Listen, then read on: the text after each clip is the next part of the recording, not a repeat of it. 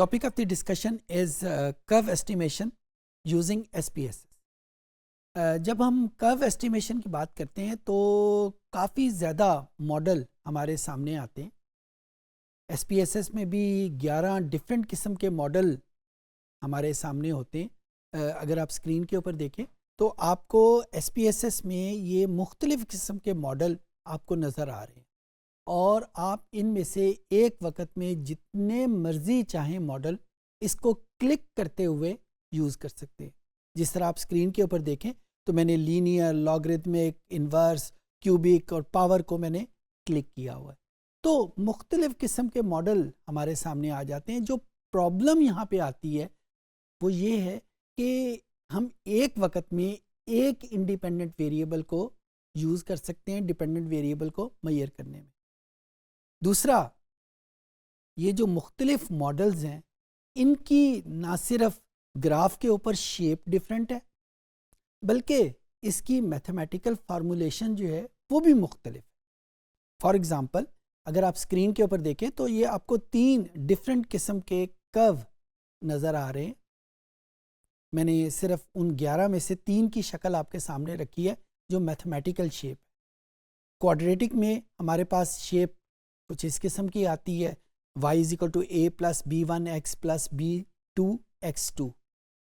इसमें क्वाड्रेटिक जिसका मतलब 2 है, उसका मतलब ये है कि यहाँ पे जो इंडिपेंडेंट वेरिएबल है उसकी मैक्सिमम पावर 2 कंसीडर की गई है। अगर आप क्यूबिक मॉडल की तरफ आएँ तो क्यूबिक मॉडल में हमारे पास इंडिपेंडेंट वेरिएबल x, उसकी पावर मैक्सिमम पावर 3 कंसीडर हुई है।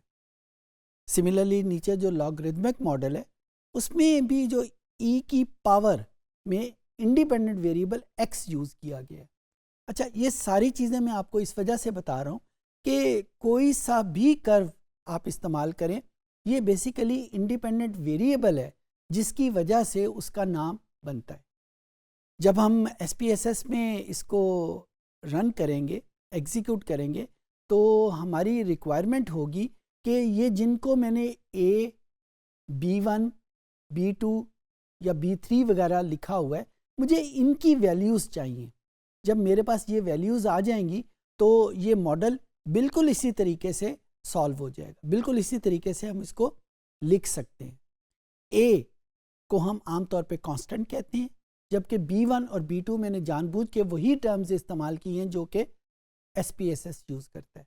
वैसे बाय द वे इस B1 और B2 की जगह कुछ और वैल्यूज़ भी यूज़ की जा सकती हैं। ओके, तो अब हम SPSS में जाके इसको देखते हैं कि ये रन कैसे होगा।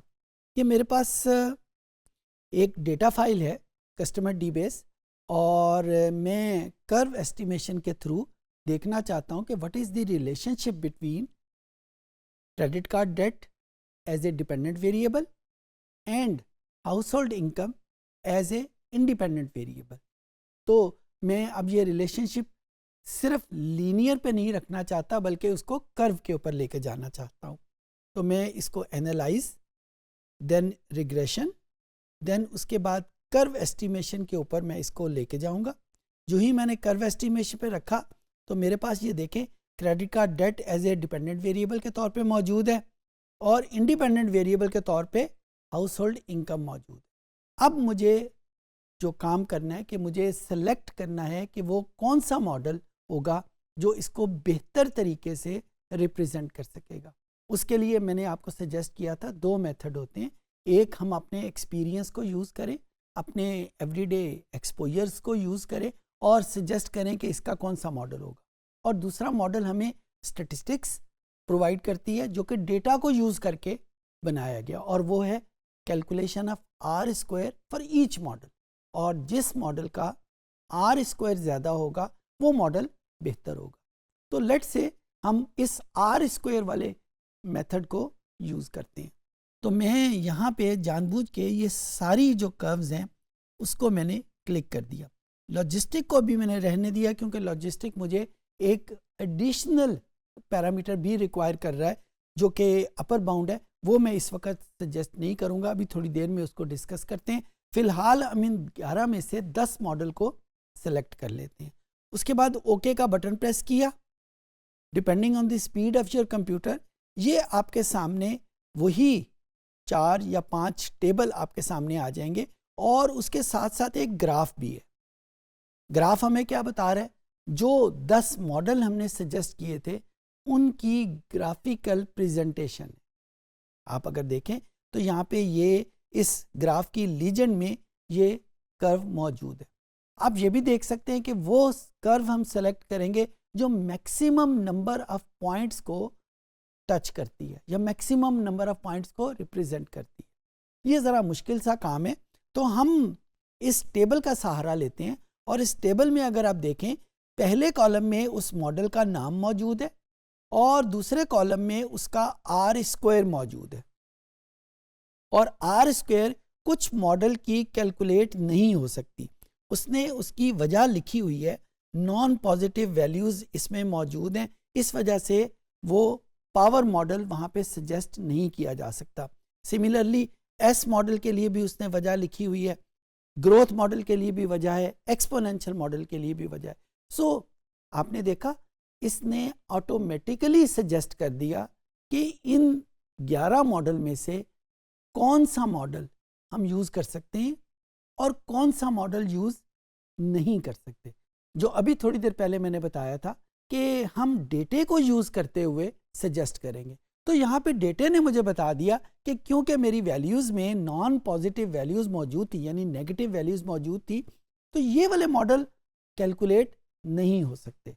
बाकी जो मॉडल बचते हैं उन सब का आर स्क्वायर इसने कैलकुलेट किया हुआ है।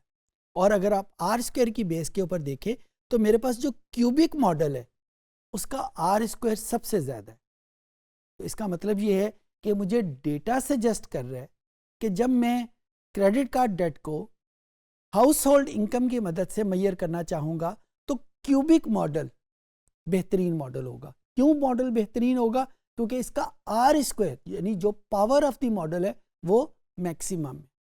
उसके बाद जब हम इस मॉडल की शेप के ऊपर आते हैं तो आप ये गौर से देखें, toward the latter half of this table, इसमें जो आखिरी 4 कॉलम है वो मुझे मुख्तलिफ पैरामीटर्स की वैल्यूज़ दे रहे हैं। इसमें कांस्टेंट की वैल्यू भी मौजूद है, जो अभी थोड़ी देर पहले मैंने आपको मॉडल दिखाए थे उसमें ए की शक्ल में रिप्रेजेंट हुआ है, और उसके बाद B1, B2 और B3 की फॉर्म में ये वैल्यूज़ मौजूद हैं। और इस टेबल से मैं B1, B2, B3 की वैल्यूज़ को कैलकुलेट कर लूँगा और यहाँ से देखते हुए उस मॉडल में लिख लूँगा। और इस तरीके से मुझे कर्व एस्टिमेशन की मदद से यानी एक कर्वी लीनियर मॉडल की मदद से मेरे पास क्रेडिट कार्ड डेट मेजर हो जाएगा यूजिंग हाउस होल्ड इनकम। जो बातें याद रखने की हैं वो ये है कि curvy linear model is another approach और मॉडलिंग। ये वहाँ पे हम अप्लाई करते हैं जहाँ पे हमें लगता है कि जो मॉडल की डायनेमिक्स है, डिपेंडेंट वेरिएबल है, वो सिर्फ लीनियर नहीं हो सकता बल्कि वो वक्त के हिसाब से चेंज भी होता है। और हमें कैसे पता चलेगा कि जो मॉडल SPSS ने हमें दिए हुए हैं उनमें से कौन सा मॉडल हम यूज़ करेंगे? हम आर स्क्वायर को यूज़ करते हुए हम वहाँ से जिस मॉडल की आर स्क्वायर की वैल्यू ज़्यादा होगी उसको हम सेलेक्ट कर लेंगे और फिर उसके बाद हम उनकी अननोन पैरामीटर्स जो कि कांस्टेंट B1, B2, B3 वगैरह की फॉर्म में होंगे उनकी वैल्यूज़ को सेलेक्ट कर लेंगे। I hope you could understand my concept.